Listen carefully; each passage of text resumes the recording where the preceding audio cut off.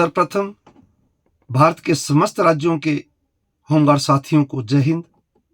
साथियों, ये जो महासम्मेलन होने जा रहा है गुजरात में, उसके उपलक्ष्य पर एक आईपीएस अधिकारी द्वारा आज एक वीडियो जारी की है।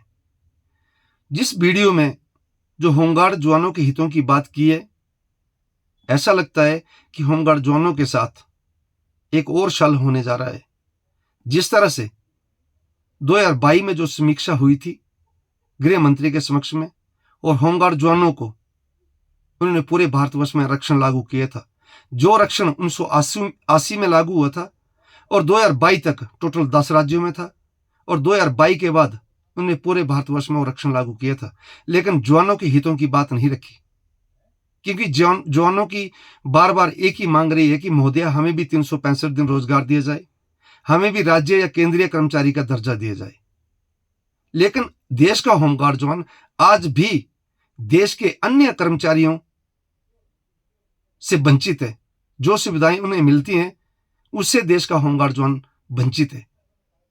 आज देश के पशु पक्षी के लिए भी बजट पास किए जाते हैं, लेकिन आज दिन तक देश के होमगार्ड जवानों के हितों के लिए बजट पास नहीं किया गया। साथियों, देश का होमगार्ड जवान जिसने द्वितीय विश्व युद्ध के समय अपनी सेवाएं अपने देश में तो दी ही दी, लेकिन अन्य बाहरी कंट्रियों में जाकर भी अपनी सेवाएं दी, जैसे जर्मन और इंग्लैंड में जाकर, जो कि काफी सराहनीय सेवाएं रही। और उसके उपलक्ष्य पर तत्कालीन central provinces and Brar home guard act के तहत इस संगठन को पुलिस हो के लिए गठित किया गया था। उस टाइम यह संगठन स्वयंसेवी नहीं था,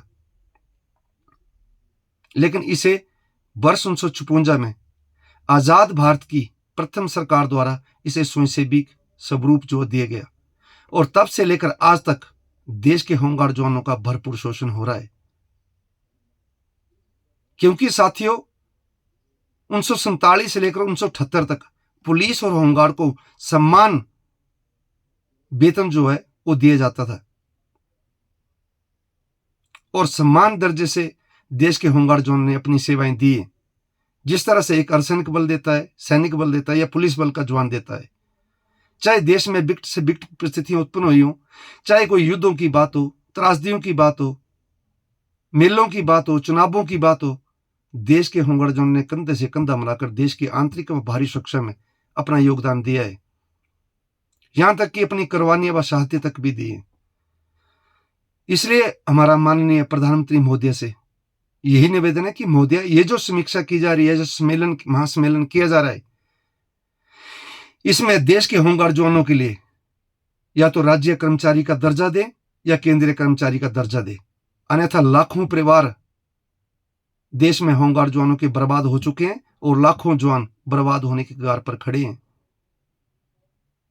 क्योंकि माननीय प्रधानमंत्री महोदय, आप अपनी बात पर खरा उतरने की कोशिश करें। इसलिए हमारी आपसे बार बार विनती है कि देश के होमगार्ड जवानों की एक ही मांग है कि हमें भी देश के अन्य कर्मचारियों के समान सम्मान दिया जाए। इसलिए हमारे समस्त राज्यों के होमगार्ड साथियों का सम्मान करने की कृपा करें, अन्यथा देश का होमगार्ड जवान अब काफी हताश हो चुका है। देश की जितनी भी राजनीतिक पार्टियां हैं, उन्होंने देश के होमगार्ड जवानों के साथ शोषण के बीज बोने के सिवा और आज तक कुछ नहीं किया है। इसलिए देश का होमगार्ड जवान काफी हताश हो चुका है। माननीय महोदय, देश का होमगार्ड जवान भी कंधे से कंधा मिलाकर 30 से 35 साल सेवाएं अपने अन्य सैनिक बलों के समान देता है, जिसे आज भी गुलाम बीड़ियों में जकड़ कर रखा हुआ है। और पूरे देश के जवानों को आपसे उम्मीदें हैं कि ये जो महासम्मेलन रखा गया है, इसमें देश के होमगार्ड जवानों के हितों की बात की जाएगी और देश के होमगार्ड जवानों को राज्य व केंद्रीय कर्मचारी का दर्जा जरूर दिया जाएगा। इसलिए आप पूरे देश के होमगार्ड जवानों के हितों के लिए खरा उतरेंगे, ये हमें और पूरे देश का होमगार्ड जवान आपसे उम्मीद लगाए बैठा है। जय हिंद।